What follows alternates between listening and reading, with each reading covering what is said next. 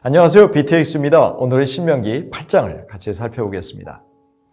다시 한번 모세는 오늘이라는 단어를 사용해서 즉각적인 모든 말씀에 대한 순종을 강조합니다.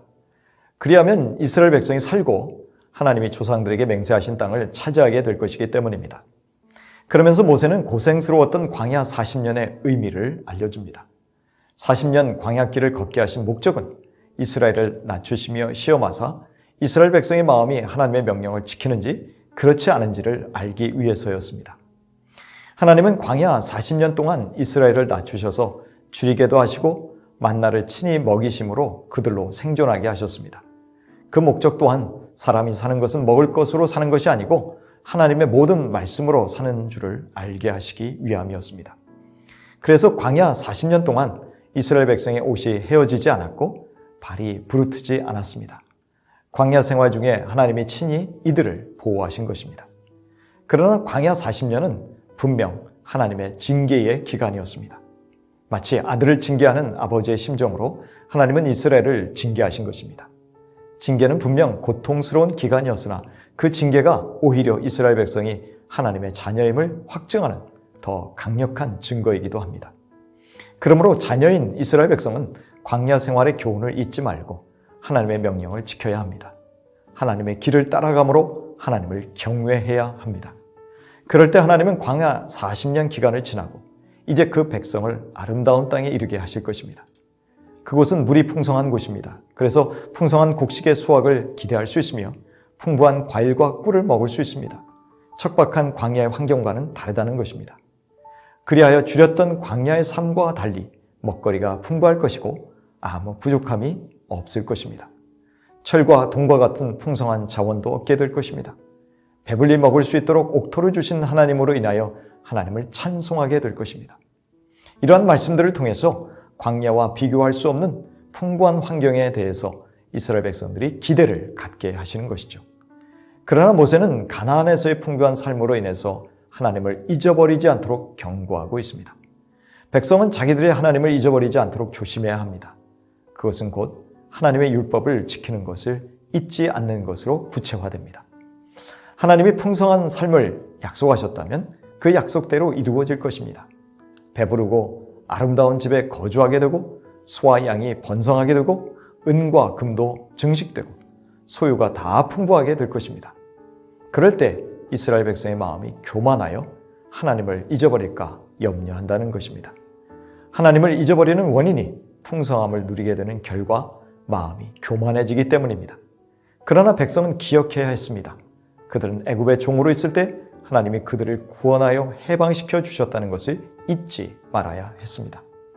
하나님은 그들을 광대하고 위험하고 간주한 광야를 지나게 하셨습니다.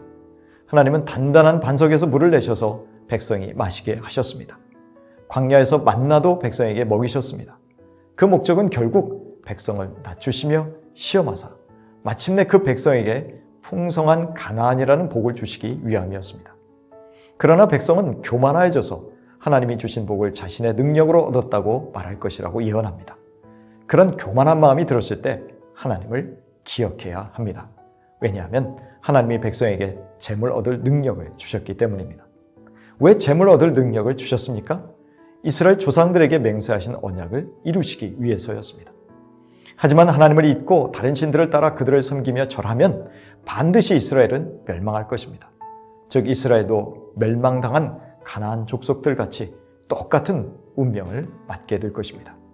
그 이유는 이들이 하나님의 말씀을 듣고 행하지 않았기 때문입니다. 이스라엘 백성이 광야에서 징계성 고난을 받은 목적을 한마디로 말한다면 사람 만들려고 하셨다고 해야 할 것입니다. 이스라엘 백성이 가나안 땅, 축복의 땅에 들어가는 것도 중요하지만 그 땅에서 거룩하게 살면서 복을 오랫동안 누릴 수 있게 하기 위해서입니다. 그러기 위해서 하나님은 이스라엘 백성을 낮추어 겸손하게 하셔서 그들로 하여금 하나님의 말씀을 자발적으로 순종하게 하려 하셨습니다.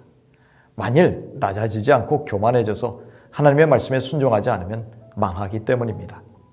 교만하다는 말의 원래 의미는 높아지다는 것입니다.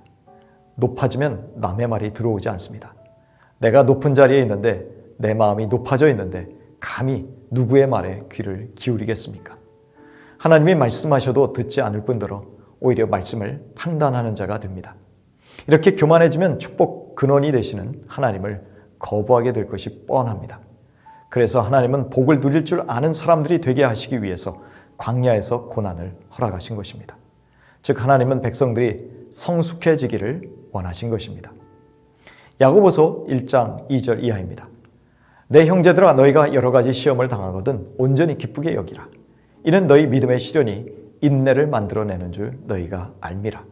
인내를 온전히 이루라. 이는 너희로 온전하고 구비하여 조금도 부족함이 없게 하려 함이라. 이 시대를 살아가는 우리들이 어떻게 고난을 마주해야 하는지 야고보가 잘 설명해주고 있습니다. 이 땅에서뿐만 아니라 영원한 하나님 나라의 기업을 누리기에 흠없고 부족함이 없는 성숙한 상속자들이 되시기를 축복합니다. 그러기 위해서 고난을 잘 견뎌내십시오. 고난만큼 우리를 성숙하게 하는 방법이 없음을 기억하십시오.